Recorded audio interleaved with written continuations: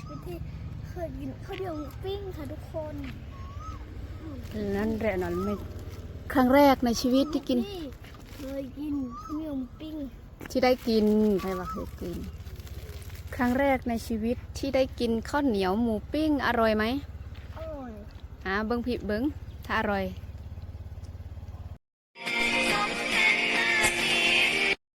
ก็ทักทายสบายดี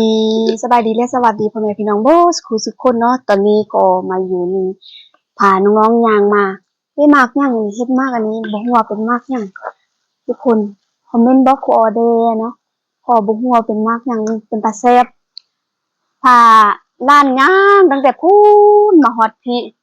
มาฝากทุกคนกดติดตามกดกระดิ่งแจ้งเตือนทั้งหมดในออเดย์แล้วพาด้านมาเที่ยวพานักเรียนมาเที่ยวปลาไส้สบายดีเลยลูกสบายดีสวัสดีค่ะวันนี้ป้าไส้กับลิงลิงจะพาทุกคนไปเที่ยวดูน้ำของกันน้ำคลองคือภาษาลาวแม่น้ำโขงคือภาษาไทยนี่ป้าพามาเดี๋ยวนี้ภาษาอาจารย์พามาเดี๋ยวนี้น้องย่านบ่บ่ย่านบ่ย่านแท้แน่ใจกินอิ่มแหละถ้ายากเราบอกได้นะฝากคอมเมนต์บอกได้เนอะว่าเบิ่งอยู่ใต้จังหวัดใดฝนตกบ่ตอนเมื่อกี้ฝนตกเนาะเอาไปเที่ยวตลาดลิงได้เครื่องแล้วหยังฟ้าใสนี่สิยาหยังมีหยังลิงเฮ็ดหยังอ๋อเพิ่นไปทิ่มอยู่ทางขี้เหงื่อเบิ่งอันพวกน้องกินเมื่อกี้หันฟ้าใสมีอันใดอันเป็นขี้เหงื่อหันก็เอาไปทิ่มเด้อใจเพิ่นเห็นบ่อยู่นี่เพิ่นมีกล้องวงจรปิดเห็นบ่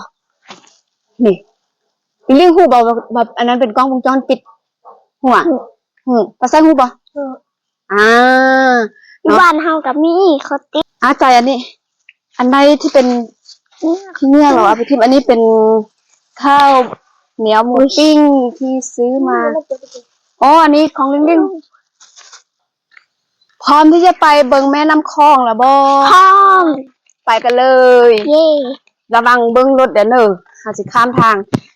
เห็นบ่อยู่ฝั่งไทยเห็นขี้เหงื่อบ่ทางยังเห็นขี้เหงื่อบ่ทางนู้นมันทางยังทางนู้นเบิ่งรถเด้ว้าหรือว่าสิย่างไปพุ่นเขาจะมาเบิกอันนี้กันอยู่ใส่อันนี้แม่น้ำคลองแม่น้ำโขง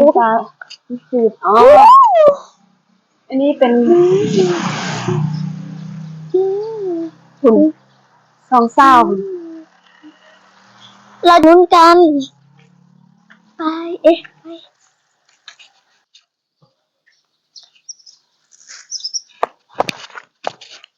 ขี่จักรยานโหว่าอันนั้นเป็นจักรยานค่ะคัดแต้มเห็นอย่างนั้นฮู้บ่ไม่รู้แต่เดี๋ยวเราภาษาไทยไม่รู้ค่ะอันนี้มันยังนี่คืออะไรจ๊ะ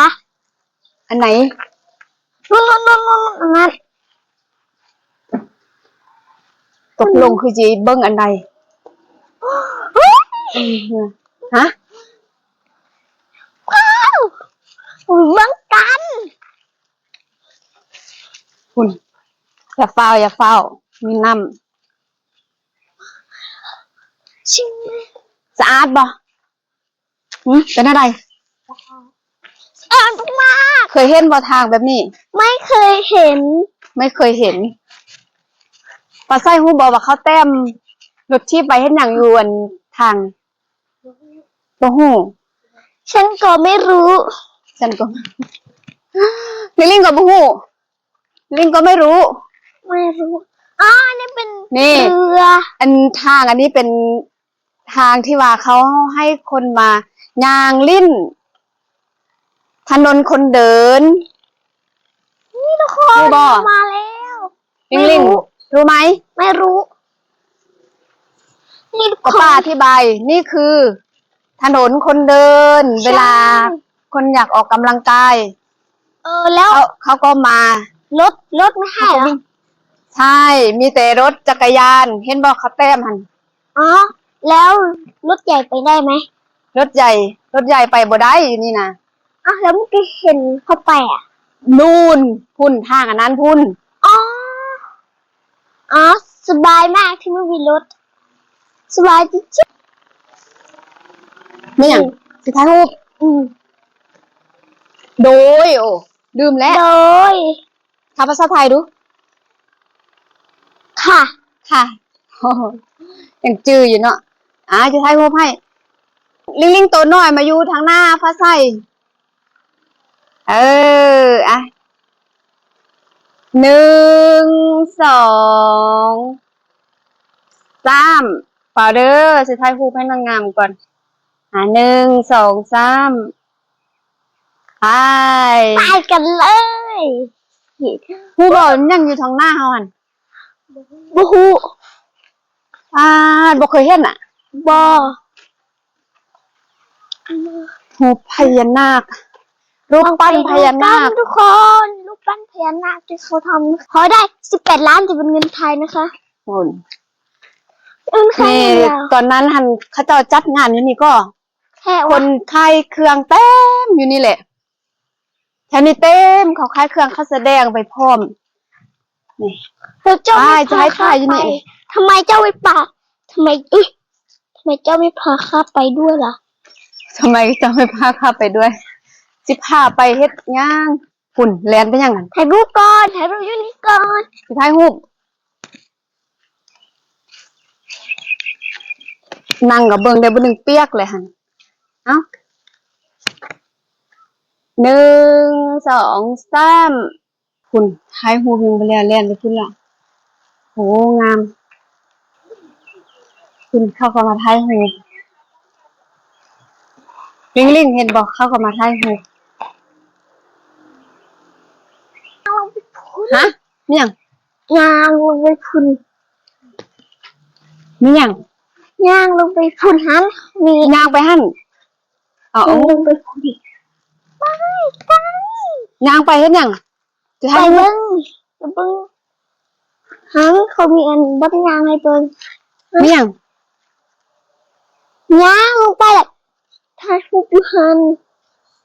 อ๋อ เขามีบอลย่างให้ เขามีบอลย่างหั่น เออ เดี๋ยวลงไปพุ่นเนาะต้องออกทางเทิงพุ่นโอ้บ่ลงไปแล้วสิถ่ายรูปให้อยู่นี่แล้วก็สิเมื่อ KFC KFC ครั้งแรกในชีวิตที่เคยกินข้าวเหนียวหมูปิ้งค่ะทุกคน นั่นแหละนั่นไม่ครั้งแรกในชีวิตที่กิน เคยกินข้าวเหนียวหมูปิ้ง ที่ได้กินใครว่าเคยกิน ครั้งแรกในชีวิตที่ได้กินข้าวเหนียวหมูปิ้งอร่อยไหม อร่อย เบิ้งผิดเบิ้งถ้าอร่อย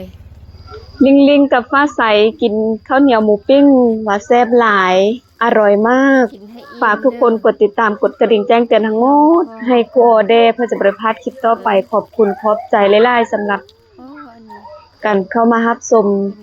ฝากทุกคนเพิ่งโฆษณาให้จบเนาะพบกันคลิปหน้าบ๊ายบาย